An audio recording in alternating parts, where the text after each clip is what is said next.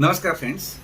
आपको पहले ही हमें बताया था कि हमने ये सीरीज क्यों स्टार्ट की है। खास करके अभी बड़े पैमाने लोग स्टॉक मार्केट में ट्रांजेक्शन कर रहे हैं, लेकिन उसकी प्रॉफिट किस तरह से काउंट होता है, लॉस किस तरह से गिना जाता है, और उस पर सबसे इम्पोर्टेंट चीज़ है टैक्स किस तरह से काउंट होता है। इसके बारे में ज़्यादातर लोगों को पता नहीं है। पहली दो सीरीज में हमने ये बताया था कि किस तरह से प्राइमरी मार्केट वर्क करता है, किस तरह से सेकेंडरी मार्केट वर्क करते हो, अलग अलग टाइप के स्टॉक एक्सचेंज कैसे होते हैं। आज का जो एपिसोड है वो बहुत ही इंपॉर्टेंट है। आपके पास अब डीमैट अकाउंट है, ट्रेडिंग अकाउंट है, बैंक अकाउंट है। अब हम आपको ये समझाना चाहते हैं कि एक कॉमन मैन, एक इन्वेस्टर, एक ट्रेडर किस तरह से स्टॉक मार्केट में ट्रांजेक्शन करता है और किस तरह से उसको प्रॉफिट होता है और लॉस होता है। तो फ्रेंड्स, आपको ये समझने के लिए आपको पहले ये समझना पड़ेगा कि शेयर बाजार में ट्रांजेक्शन किस तरह से किए जाते हैं। मान लेते हैं जैसे आपके पास ट्रेडिंग अकाउंट और डीमैट अकाउंट है और आपको लग रहा है कि अब मैं इन्वेस्टमेंट या ट्रेडिंग स्टार्ट करूं। सबसे पहले आप क्या करोगे, आप एनएसई या बीएसई की साइट पे जाओगे या कोई भी मीडिया चैनल है जैसे जी बिजनेस है, आप स्टार्ट करोगे और आप देखोगे कि कौन से शेयर्स के भाव बढ़ रहे और कम हो रहे। और आपको ऐसा लगेगा, आप एक इन्वेस्टर ट्रेडर हो तो आप पहले यही सोचोगे कि मुझे इससे मुनाफा कमाना है। और मुनाफा कमाने के लिए सबसे इंपॉर्टेंट चीज़ है कि आप कम भाव से कोई भी चीज़ बाय करो और ज़्यादा भाव से वो चीज़ सेल करो। ये सिंपल फार्मूला हर जगह अप्लाई होता है, हर बिजनेस में अप्लाई होता है। सेम फंडा स्टॉक मार्केट में भी अप्लाई होगा। आपने स्टॉक मार्केट में प्राइस देखे, जैसे सुबह 9:15 को स्टॉक मार्केट स्टार्ट हो जाता है और 3:30 तक वो चलता है, मंडे टू फ्राइडे, एक्सेप्ट अगर पब्लिक हॉलीडे आता है तो। आपने कोई एक शेयर्स के भाव देखे आपने, और आपको लग रहा है कि ये शेयर्स, ये कंपनी जिसकी ये शेयर्स है वो बहुत ही अच्छा परफॉर्म कर रही है, उसका बिजनेस बढ़ रहा है, उसका सेल्स बढ़ रहा है, उसकी प्रॉफिटेबिलिटी बढ़ रही है, उसमें एक मोमेंटम है, उसमें अपॉर्चुनिटी ज़्यादा है।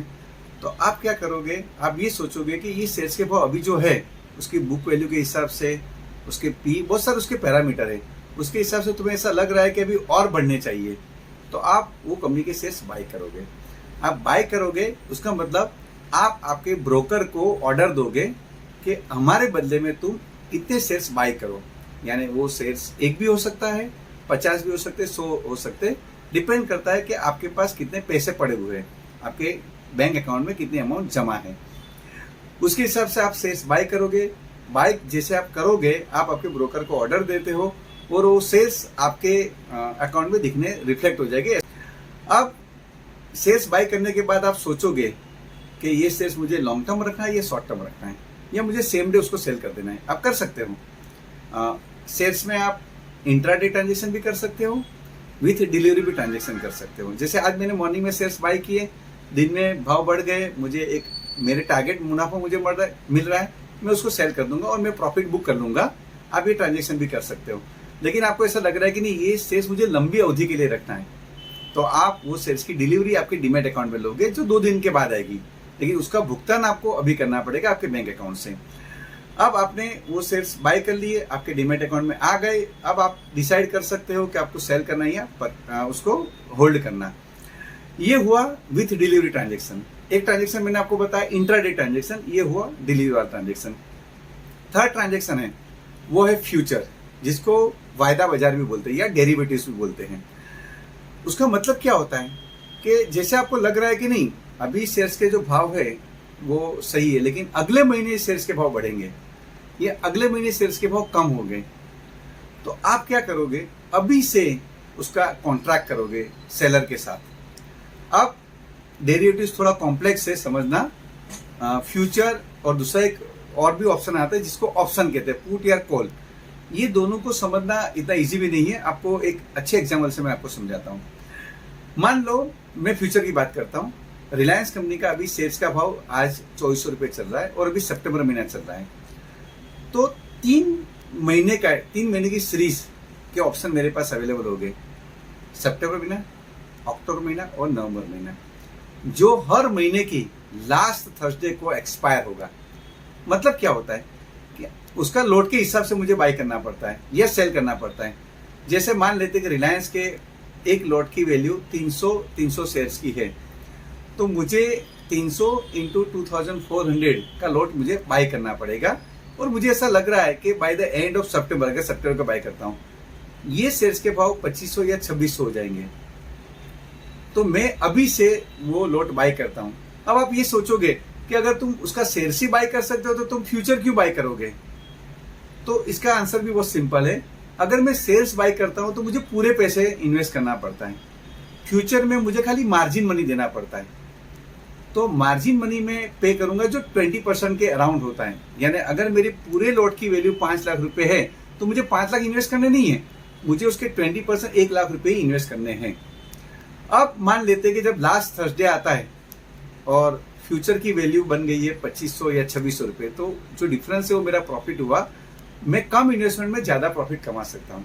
लेकिन इससे रिवर्स भी हो सकता है, तुम्हारा लॉस भी हो सकता है। अगर तुमने सोचा कि ये 2400 जो स्पॉट प्राइस है उसका फ्यूचर 2500 2600 होगा, उसकी अगर 2200 2300 हो गए तो आपके लॉट की साइज इनटू आपका लॉस, इतनी अमाउंट आपकी कम भी हो सकती है। और ये डेली होगा, भले आपका ट्रांजेक्शन सेटल होगा एट द एंड ऑफ, जब एक्सपायरी होगी 3:30 बजे तब होगा, लेकिन आपका ये मार्क टू मार्केट लॉस जिसको बोलते हैं या प्रॉफिट, वो डेली काउंट होगा और वो हिसाब से आपको मार्जिन मनी पे करना पड़ेगा। ऐसा ही आपके पास एक ऑप्शन और है जिसको ऑप्शन कहा जाता है, पुट और या कॉल, लेकिन उसमें भी अमाउंट छोटी देनी पड़ती है।